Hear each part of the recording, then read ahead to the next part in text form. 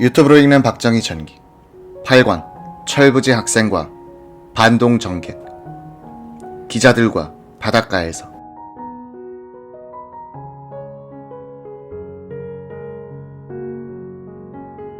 국회에서 월남 파병 동의안이 통과된 3일 뒤인 1965년 8월 16일 오후, 김성은 국방장관은 파월 전투부대 창설 명령을 내리고 육군본부 작전참모부장 최명신 소장을 초대 사단장으로 결정, 박정희 대통령에게 상신했다.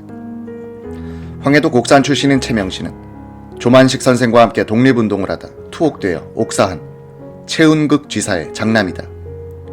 그는 6.25 당시 중령으로 백골병단이란 유격대를 이끌고 적진에 침투해 천여 명의 적 사살 전과를 올렸고, 인민군 대남 유격대 총사령관 길원팔과 참모들을 포로로 사로잡았으며 김일성의 작전명령서를 압수하는 등 비정규전에서 탁월한 능력을 발휘했다. 육군본부 내 동료들도 최 소장의 발탁에 모택동의 유격전술과 쿠바, 월남, 중남미 공산주의자들의 게릴라 전술을 고루 익힌 그를 적소에 기용했다고 평했다. 이미 며칠 전 김용배 육군참모총장으로부터 최명신 장군을 파월 전투부대 사단장으로 추천받은 김성은 국방장관은 박 대통령에게 파월 한국군 사령관으로서 한국군을 대표하는 사람이 필요한데 최명신 소장이 어떻습니까? 라고 떠봤다. 김성은 전 장관은 조선 경비사관학교 5기생인 최명신은 2기 출신인 박정희의 사관학교 후배인 동시에 5.16 혁명 주체였던 점도 참조했는데 박 대통령이 아주 좋아하면서 흔쾌히 수락했다고 회고했다. 최명신 소장은 8월 23일 동부전선 수도사단에서 주월 한국군 사령관 겸 사단장 취임식에 참석했다. 최 장군은 이날 수도사단 제1기갑연대와 제1연대를 맹호부대의 주축으로 삼고 부대 편성식을 지휘했다. 주월 한국군 부사령관 겸 부사단장은 이남주 준장, 군수지원사령관 이범준 준장, 참모장 최영구 대령, 제1기갑연대장 신현수 대령, 제1연대장 김정운 대령, 포병사령관 김창복 대령, 군수지원사령부 참모장 장근 대령, 병원장 이규동 대령,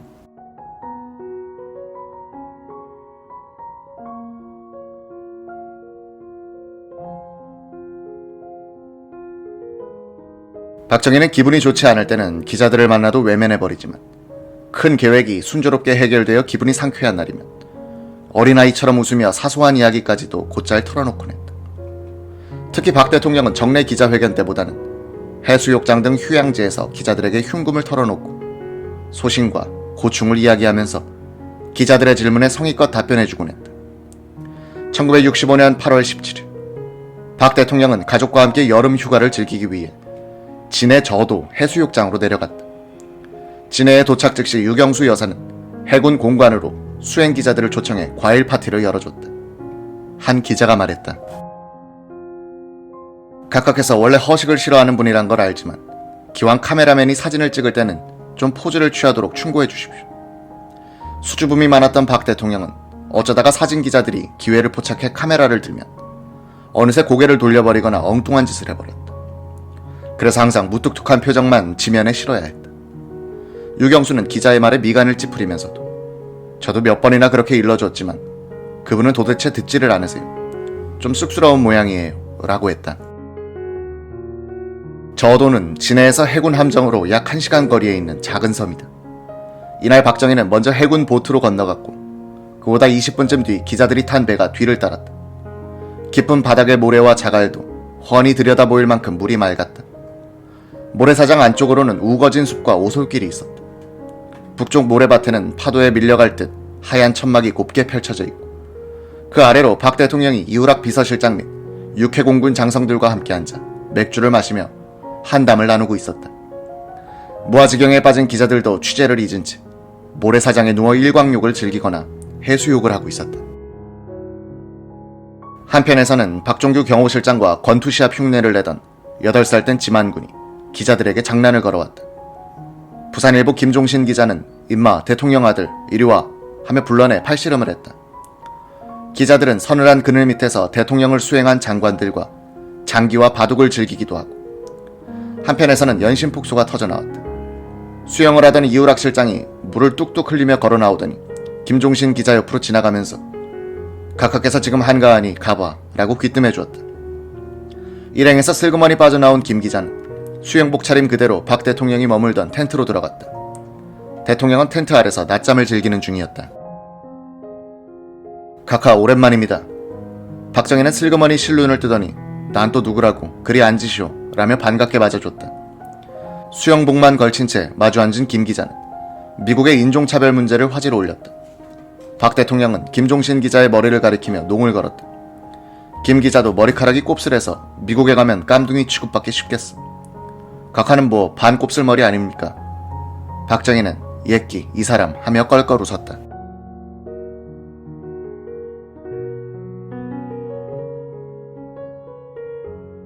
박정희 대통령의 기분이 아주 좋다는 것을 파악한 부산일보 김종신 기자는 12조의 소재를 꺼냈다.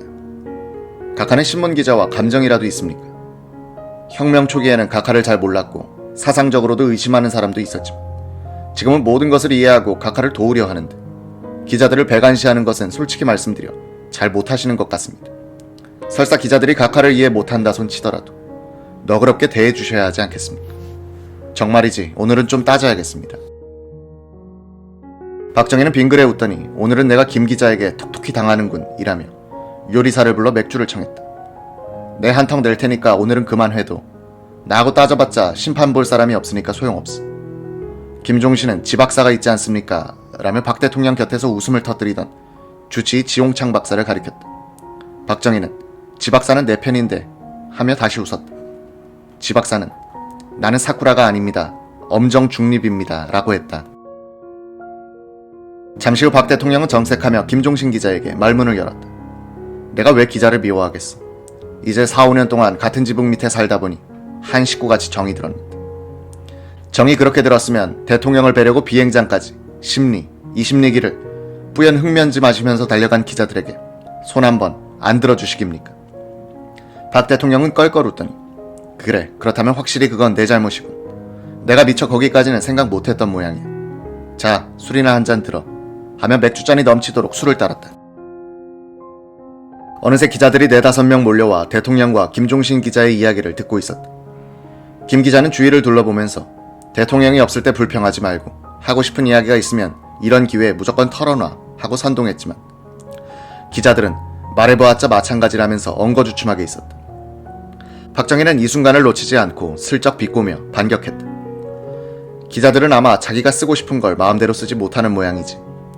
청와대에 나오는 어떤 기자는 신문사에서 무조건 청와대를 족치는 기사를 쓰라는 통에 사흘이나 나오지를 못하고 고민했다는 소문을 들었어.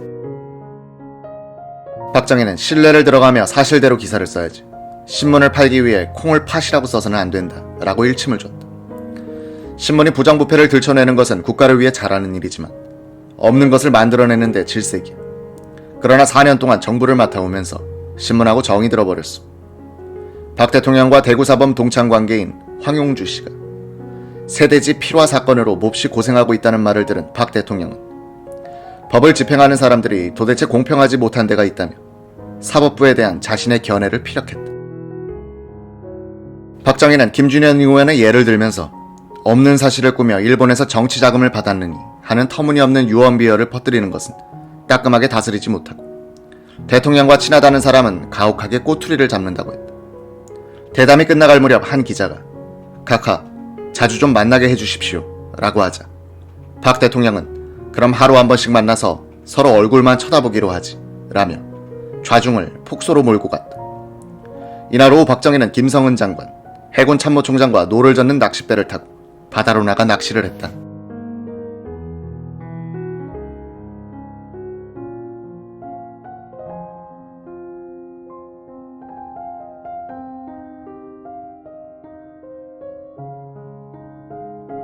박 대통령은 이날도 낚싯줄을 바다 밑바닥에 가라앉힌 뒤 줄이 감긴 자세를 까딱까딱거리다 어느새 한 마리씩 낚아올리곤 했다. 곁에서 지켜보던 김 장관은 대통령의 낚시 감각이 대단한데 놀랐다고 한다. 군항이 인근 해역이라 어부들이 출입을 하지 못한 맑은 바다는 물반, 고기반이었다. 박 대통령 일행은 광어, 붉은 돔, 흑돔, 농어 등을 잡아 올려 즉석에서 회를 떠 소주와 함께 먹었다. 저도에서 다시 배를 타고 나온 그날 저녁 이우락 실장과 기자들은 진해에서 저녁 식사를 함께했다. 한동안 정구영 의장 등 공화당 일부에서 이우락 비서실장 해임을 건의했던 사건 때문에 착잡했던지 이우락은 탁상을 쾅쾅 치며 쌓였던 우라통을 터뜨렸다. 이봐요, 내가 뭘 잘못했냐 말이야. 심심하면 물러나라니 내가 대통령 비서지 국회의원 비서란 말이야. 대통령께서 그만두라면 언제든지 그만둘 용의가 있어. 하지만 자기네들이 뭔데 날 그만두라는 거야. 계집을 팔더라도 국회의원을 한번 해봐야겠어. 진해 별장에서 1박한 박 대통령은 제주도로 떠나기 직전인 8월 18일 아침에 그곳에 주둔하고 있는 부대장들과 기념 촬영을 했다. 같은 시간에 유경수 여사는 부대장 부인들과 환담하고 있었는데 이곳에 들이닥친 기자들을 육 여사가 먼저 알아차리고 반갑게 맞았다. 촬영을 마친 박 대통령이 까맣게 그을린 얼굴로 기자들에게 다가오자 육 여사는 여러분을 가장 좋아하는 분이 저기 오시네요 라며 안내했다. 박 대통령은 진해 해군 기지 내 공항으로 향하던 중 기자들과의 이야기가 시국담으로 변해가자 거의 못 들은 체하며 비행기에 올랐고 뒤따르던 김성은 국방부 장관은 기자들에게 제주에 가서 봅시다 라며 손을 흔들었다.